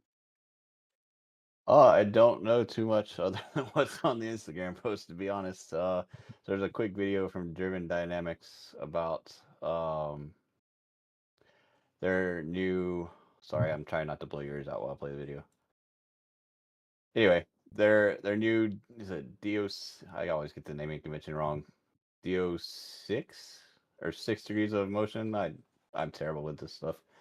But the Instagram post says 2/3 the size and half the cost of their really, really big one that we gush over at all the expos and stuff. It's a very quick hit, so I don't know if we have any more details about it or not. No, but I did see flash up on the screen, no delay, which I'm not sure how they can make that claim. There's going to be some delay. There always is. No discernible delay is what they should say. Um, but look, this is exciting. I mean, Driven Dynamics probably had the best motion rigs at the expo and the most expensive. But if they can come in at half the price, Yeah, two-thirds the size and half the cost of the Prime. The Prime was probably what 150. 100. The Prime was 50. No, 150,000, I, I think. I was gonna say, yeah, the Prime was well over 100. So yeah, still But too still rich. 75,000. It's too much. Okay, we probably have time for one more, Brad. The dark side of sim Well, racing triples. no, let's hit these. We got two left. We can go Okay. both. So all right, Dark Side of Triples. We got a video here from Jaxer. Um, discussing the harsh realities of triple screens. So this was actually a pretty good video, as I'm a triple screen user, as most of us are.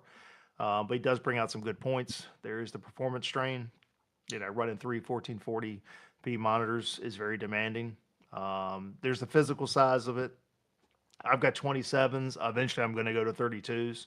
But again, it does take up a lot of space, and that's one thing he talked about. It ain't just a rig anymore. It's a piece of furniture. Setup and alignment, as he calls it, it's can be, look, it can be hell doing it the very first time. A lot of people lose their religion trying to get their triples set up and trying to get everything lined up. It's very frustrating. Once you get it, you understand what to do. It's pretty easy to do it again. There's some struggle there with software compatibility. Not every simulator is going to support triples to do it natively and do it well. And there's the upgrade trap. Once you get used to that big field of view, it's really hard to go back away from that. But some of the There common is no things, going back. I know, I don't disagree. Common myths, the whole obsession with people with their bezels and bezel hiding kits and all that stuff. Look, I can tell you right now, I don't have bezel hiding things on here. I don't even see my bezels. Your brain just doesn't even see them anymore. Once you get to racing, you don't even see it. And most cars, the one on the left is going to get hid by the A pillar to begin with. The other one in the middle, you don't even see it. The shapes of the monitors. So this was a big one for me because he talks about making sure your monitors are perfectly rectangle. Mine are not. And he brought up a good point, and I never thought about it. I have this slight edge on the bottom of my monitors. So he says, take your center monitor and flip it over. Guess what I'm going to do? I'm flipping my middle monitor over because I can never get mine to match up perfectly at the bottom because of this stupid ridge that's right at the bottom. And Will is shaking his head because he's probably got the same scenario. So I don't, but I did a whole lot of research before I got my monitors to kind of not have that problem. I do have the bezel free kit. I love it. I know people say that your brain magically gets rid of the line, just like I guess like the IndyCar with the post in the middle. You know, your brain just doesn't see anymore. I don't care. I couldn't go without mine. But as far, I want to caution you when you flip your monitor over, if you run G-Sync or anything like that, when you flip the picture, I don't think that's going to work anymore if you run it. So, I don't. okay. I know I see that um, solution a lot, but if somebody out there is considering it, you know, it might work, but do your research before you do it. Yeah, but like I said, I never thought about doing it. So, cable management, I think it's great for hiding stuff. Again, that's cool. He does recommend the alternatives to go to an ultra wide. Again, I see prices of ultra wides that can be as expensive, if not more expensive, than buying three triples. Um, but then again, the cons, you don't get the full 180 degrees. But again, it is easier. It's just one single monitor. So, but this was a kind of a nice quick hit by him. It went better than I thought it was going to go. When I first started watching this, I was like, man, he's going to beat up triples, but I think he makes a good defense for him. So I was influenced by this video, Brad. Last night, after considering what Jaxer said about warning against running triple 4K, unless you have extreme hardware, but I do have extreme hardware. When I built my computer with a 4090, it cost $1,800 for that video card. I was like, I'm running triple 4K, and I think the reason I ended up doing it was wallpaper. I wanted a wallpaper that would span all three, and the easy way to do that was NVIDIA Surround, and I just ran them at 4K because it was the native resolution of the monitor, and the monitor would give me warning messages that I'm not native resolution if I'm not 4K. So I had all these reasons to do it, but then I realized my frames per second is 40, 50, 60, 40. Not good. So I made the jump last night. I spent some time. First of all, I couldn't undo the NVIDIA surround at all. The NVIDIA control panel didn't work. I had to reinstall the NVIDIA driver completely from scratch. I was able to finally turn that off, scale down to 1440p on each monitor, run an individual 1440ps, redid the iRacing graphics config, et cetera, et cetera. Now I'm 140 frames. And it looks better, actually. It does look a little bit better. I don't know No, how. no surround. Not using surround anymore. Perfect. Surround is horrible. So for the first time ever, I'm not using NVIDIA surround, and the graphics look good and everything's performing as it should. It took me an hour and a half or so to kind of get everything switched and get look, like the scaling of the stuff under the Alt K was all wrong, and I had to go through all that. And but the experiment worked, and I'm glad I did it. I don't know how you're racing at 40 frames per second. I really don't know. And this last story, Brad, this one really hurt. That's for you, Mike. This was just for you, buddy. I sent you this in the chat with the funeral procession and everything else. We got reports all over the news, tech world, that Apple has given up on the Apple Vision Pro. They had updated the chip to the M5, and during a refresh in October, that the sales have flopped, and basically everyone that's been assigned to work on that team has been reassigned to other work in Apple. Apparently, Apple has a new CEO, and apparently he's pulled the plug on this. So look, what does this mean for the announcement that iRacing and Apple were working on, bringing this into iRacing? Does that change it because they're no longer going to sell them, or there's still a few people out there with them? I think this is the iRacing curse, isn't it? iRacing announces something and now it's gone. You remember iRacing would announce that they're going to scan a track and what would happen? Here we go. the track would close or get a rescan. So I think Apple got bit by the iRacing curse. All right, let's talk results. Friday Open NASCAR iRacing Series at Talladega. Tony Rochette, birthday boy today. Happy birthday, Tony. P18 got the annual Tony Dega pole, but decided to fall to the back from the back pack and was way too aggressively squirrely. Smart choice. Avoided a few big ones. Three green white checkers and got shoved out to 10th on the final restart. I am the Kyle Busch of the Tifosi Cup. Brad P12. Yeah, normal iRacing super speedway race. Guys driving like idiots, yelling all kinds of obscenities at each other. It was just a typical, plate race. Ended up getting collected in multiple accidents from people just really driving over their head. Worst one was a driver was 22 laps down, decided that he had to be up in the front group and manages to turn, just flat out turns across a lead lap car right in front of me. I end up with 7 minutes of damage, managed to limp around.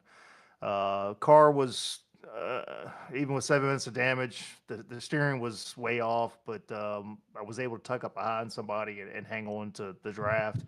But of course, coming to the green, we ended up with a green and white checkered, and then coming to the checkered, guys are wrecking, and I was able to. I think I restarted like 23rd and got all the way up to 12th. But yeah, the guy that was 22 laps down that just had to be up in the middle of everything was just absolutely ridiculous. So I just I it, I despise uh, drafting tracks with a passion. I just hate it. I don't enjoy them. Never have. I don't think I ever will. Justin Pearson. So now moving on to Sunday Open. Justin Pearson wrecked out. Tom Dreiling wrecked out. Tony Rochette, P31. Pole again, led some laps, stayed out of trouble. Green flag stop in the brakes, and the stupid car caused me too fast for entering while in first. It also slid in the box, but while serving a penalty, caution came out, so it worked out okay. Restarted 12th, but got pushed outside of the line to end of the pack. A few laps later, while in line, cars in front checked up. I went to the right to avoid and got hit, sent into the wall, ending my day. Look, I told Tony that I think it was Friday night when we were racing. Justin told me you've got to dial in the front brake bias before pit stops. Dial in the front brake bias, and you can get the car stopped. And then dial it back when you come out. You got to do it every time. I had a real hard time on Wednesday stopping that car. I slid through the box 3 times. Sunday fixed Talladega. I ran and I DNF. I wrecked out on lap 74. Came together with the guy in the outside lane. I was on the inside. I went just a little high. He went way low. We touched. 9 minutes damage. I'm done. Horrible week for me. No finishes at all. Let's move on to Texas. Wednesday. Tony Rochette, P3, with my Homestead Hero finally getting his first cup. I told the team if Carson got the win, I would switch to a Chevy, and it seemed to work out well. Started 12th, but stayed in top 10 all race. Caution went Caution with 15 to go. Did the 10 to go pit adjustments from the PRS setup notes and restarted first. Led laps till the second dive bombed me and won and got me out of my line and just couldn't regain the lead. Setup was good on a longer run if we could actually get one.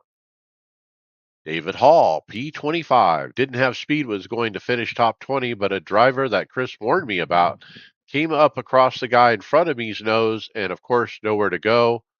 One step closer to a major decision. Thursday Open, Texas. I got a nice P6. Pretty uneventful race car, was pretty fast. I had a few moments where I almost spun out, was able to keep it underneath me with a ton of focus and finish for a nice top 10 P6. Tony Rochette, same as Wednesday night, fast. Led green flag laps, but middle of the race got sandwiched into the wall, causing a minute and a half damage, which was fixed. Made my way back through the field, which was actually having fun. Late race ran over, drove out a Ford, walled myself, knocking the toe out while in fourth with 3 to go, and fell to eighth for the checkered. Checkered result later and a checked results later, and a driver had gotten DQ'd, and I had gained a spot. And I think David ran with us, but he didn't put in his result. I believe he wrecked out. Production car challenge. I ran the Nürburgring Nordschleife, the Toyota GR86. I jumped in this very last second. No practice. Had a couple of incidents and actually finished P14. Moving on to IMSA, Brad, Imola, P9. Yeah, so I hadn't run an IMSA in a couple weeks. I finally got a chance to run one this past Sunday. There had been a chance of rain all week long. Every result I checked all week long was dry. Every race was dry. Load in, and I'm not the only one. Everybody's like, it's raining. Oh my gosh. I've run all week and we haven't had rain. So, yeah, load in, it's pouring. Track was at 67%. Wet and rain was coming down at like 25%. I will say I am so grateful that I ran the grassroots racing race that Tuesday because that prepped me for running in the rain. Otherwise, it'd have been an absolute mess. So I only really had one kind of an oops moment where I got coming into uh, what is it, Minerali, the double right hander before you go back up. I just got in, pitched the car sideways, lost a couple spots, but was good. Was running kind of P11, P12 most of the race, but had a couple guys that had some issues, and then grabbed a few stops. A few spots after pit stops. So um, kind of enjoy the rain at times, but um, yeah, just you're on edge the whole time. That's the only thing that I don't like about it. I get done and I'm still nervous when I finish. All right, William, P18, P10. Yeah, so if you remember last week, I told you how awful my race had been going lately, and it didn't really get any better for my first Imola. My car was just a punching bag the entire race. I didn't qualify well. Got an off track on the second lap. Thankfully, it was dry, but still, I didn't do well. I got hit by some P2s early in the race with 8X, just pushing me off the track. Add in some off tracks for my own sake, and I'm at 13 incidents by the last 4 laps. I'm trying to pass this guy ahead of me for position. I think we're somewhere around, I don't know, 10th or so. And he just doesn't turn in a turn. Drives straight into me and gives me the drive through. This dude had caused an incident with another car 2 laps prior, just completely took him out. Both of them were completely his fault. But yeah, I got a drive through on the last lap, couldn't serve it. Went through, and I think I crossed the line in 15th, but with the penalty, dropped to 18th. The P10 was a decent race. First time in quite a while I've had a green IR. It's been a rough time. Top split, I think Quirk won this race by like 9 seconds. Dude's just so fast. But again, a little bit slow and quality, but not as bad as before. A little bit of difficulty with traffic, but overall decent race. Not much else to it. Finished 10th. Both your races dry. It was dry, both of them, thankfully. All right. Next was Grassroots Racing, Laguna Seca Endurance, P9. Oh, you skipped one. Well, no, I did the DTM, the Oh, the new DTM. limited time slot series that iRacing put out. And before we get into how the race went, I freaking love this, man. I'm glad that Road got some limited time slot stuff. I wish it was more than once a month, but it's a fantastic feeling. It made it really exciting. There's a ton of splits in all the time slots, so I'm really happy with it. I hope they do more of it because, like I said, it brought something really interesting to it. As far as the race, last-ish, I'm not sure where I actually finished. So at Red Bull Ring, before I started practicing for this, I've never really liked Red Bull Ring. But like I said, something clicked when me and Weaver were doing practice for Mosport a while back, and some of these tracks that I've hated before. Just watching my driving more mindfully, I'm starting to get a hang of them. I just didn't like them because I was bad at them mostly. So now Red Bull's not so bad. And I've been running multi-class for so long that I forgot how competitive the single series GT3 can be at times, especially in the upper splits. This was split 2 of 14. Qualified 8th, got to 6th after some early deaths, and then literally the top 9 cars for the first 13 laps are running within 2 seconds of each other. It was a lot of fun. A couple people got runs, couple positions changed, but most of it was just us racing really close. But on lap 13, a Porsche that I gotten by earlier got a run on me coming out of the turn 1 because I had to check up. He went to my outside and then just body slammed me going into braking zone. I don't know if he lost it on the curbing. I don't know if he was just bad. I don't know what happened. I don't think it was intentional, but well, I mean, might have been. Sent me through the grass. I took out P4 because I just obviously when you touch the grass, you just can't stop the car. And he got to keep going on. He actually had a successful process against him because when he came back on the track, he just drove through me one more time. So might have been on purpose to begin with. Anyway, like I said, it was fun. New limited series here.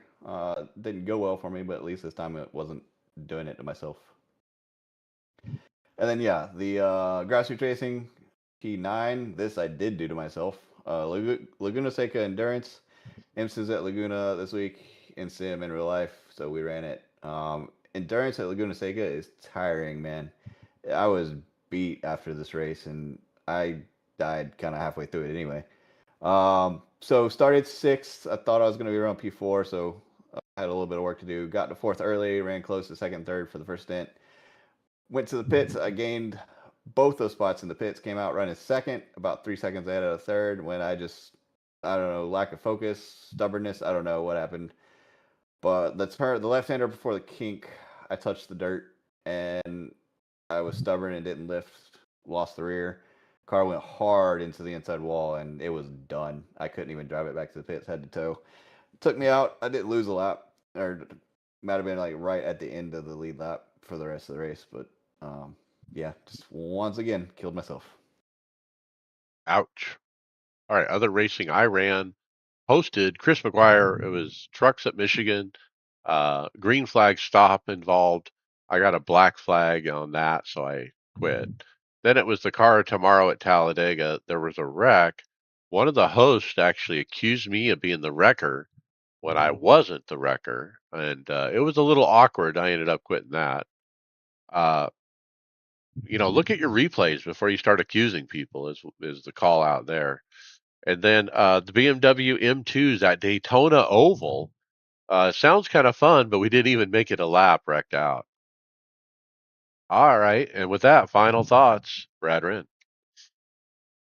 Been a busy week. Had to travel for work. So I got one shot at Texas, which will be tomorrow night, and then bright and early Saturday morning, my wife and I leave for Jamaica for our 30th wedding anniversary. So we'll be gone all week long. I will not get back in time Friday night to even get an NIS in next week. So Watkins will be a drop for me. But I'm ready for a break, to be honest with you. I'm looking forward to getting away and just not having to worry about anything. So hope you guys have a great week. We are going to skip next week because Mike is out of town as well. So we will skip next week. We'll be back the week after as far as the podcast goes. I know we don't do this very often, but it's just one of those things that Mike and I both are out. And so hope everybody has a good week at Watkins. I hate to miss it because I typically have been able to get some decent points on the roadside, at least to make up for some of the bad stuff that happens on the oval side at times. But yeah, just look forward to getting back into somewhat of a regular routine. Got some more travel the week after that with work, but hey, life gets in the way sometimes of getting on the rig. So, but hope everybody has a good week, and we'll see you in 2. Yeah, we got a week off, a rare week off at the iRacers Lounge podcast. I'll be in Vegas for the part of the week, and so yeah, it just made sense since we're not going to be working the script. William Westbrook, final thought. Yeah, I thought we were off this week because I thought I got lucky with work. Brad messages like who's coming. I was like, oh man, oh well. Yeah, I obviously Was held up with work, so I don't have a whole lot for final thoughts. My only thing is iRacing, give us some more limited time slot events for a road because man, that's it's so much fun. That's all I got. Yeah, just don't do them like during the week. During the week's horrible. Do something with a limited time slot, put a weekend in there as well. Yeah, and my final thoughts. Speaking of that, I am practicing the Lotus 79 for a limited slot event. I believe it's Grand Prix Legends or some kind of series, Grand Prix Legend Tour or something like that. But here's my complaint, guys. Like I went to go into iRacing UI to find this series. I can't find it. It's not in there. Now, if I go in the forums, I can find information about it. I can find a schedule. I can find a Greg West post and I can see what track is coming up and this and that. So I could go into time trials and find Spa and actually test the Lotus 79. But why can't I find the series in the UI? Like I search When, for it. I when, search Lotus. I search. when does it start? Well, it's already going, but it's like every 2 weeks or something. They probably won't have it up until the week of The then. week of, Like I, right? yeah, because like I know, like um, like some of the what is it some of the road series, the GT4s and like the LMP3s, they all like the Michelin Challenge and then the what would be the VP race, and they alternate weeks. So like the week they're off, there's no practice or anything. So you only get it the week that you're racing. Look, I think they should change that. I think they should fit, if a series is in the middle of a season like this one is, it should be available to be searched in iRacing so I can at least see the schedule or at least hit the test button or at least look at the points or at least like I can't even look at the points because it's an off week of the in the middle of the season. No, no, that's not. Are you Yeah, no, serious? generally it's on there. Once it starts, they don't take it off. Like DTM is still on there even though they don't have another race for a month. Okay, so maybe I'm missing something. So somebody tell me what I'm missing. But looking forward to running that. My schedule changes coming up here in May. I'm going to be off on Sundays and Mondays now instead of Sundays and Thursday. And this event happens on Monday, so I'm going to start running it on my day off. All The right, other, so Mike, I just found it. So you got something wrong in your filter or something, but it's there. okay, what's it called? Vintage Grand Prix Yeah, Tour. the Vintage Grand Prix Tour, it's at the bottom of the formula. Gotcha. The next thing was as I ditched NVIDIA Surround, all of a sudden my Marvin's force feedback app won't maximize where I can see it on screen. I can see it minimized in the taskbar. I can see the little dot by the clock, but no matter what I do, it won't come visible on the screen. So I tried everything. I uninstalled, I reinstalled, nothing. So I Which gave up on Marvin's force feedback, and now I'm which back to using iRacing force feedback, okay, so are you using the original or using the second the version? original one. Yeah. Well, you probably ought to go to V2, the to refactored one. It's better, but in that one you can set, do you want it to be minimized? Do you want it to be? You can assign it to a certain window and stuff like that. So Oh, I'm all in. I'm giving up on it. I'm doing iRacing force feedback at this point. So, Mike, if you get with me after if you want to find it, I'll try to get it for you. Yeah, it's not been a big deal. In fact, I was kind of interesting to see the differences in how it feels. So we're trying something new there. What else happened? I have a big list today. I got a new fan. We talked about it being hot driving.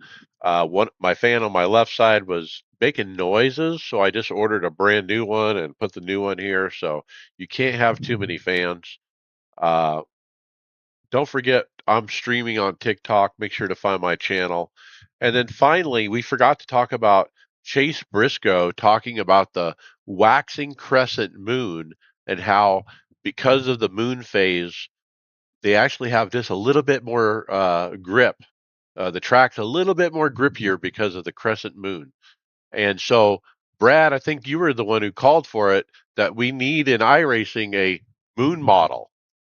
Yeah, I think that was David. David said he wanted to see the patch notes that we actually get the moon model. So, and did I? Maybe I thought I read somewhere that it's actually not going to be a waxing crescent moon this week at Texas. I think it's a waning moon. Maybe I don't know if they were actually right about that or not. We are talking about Chase Briscoe, by the way. So Look, I heard that whole ordeal, and I don't know. I'd put that right up there with Daryl Waltrip's vortex theory. You know that once the cars get going, the rain stays away. But yeah, I don't know about that. yeah, let's get a moon model. Hey, with that, we'll see you on the track later.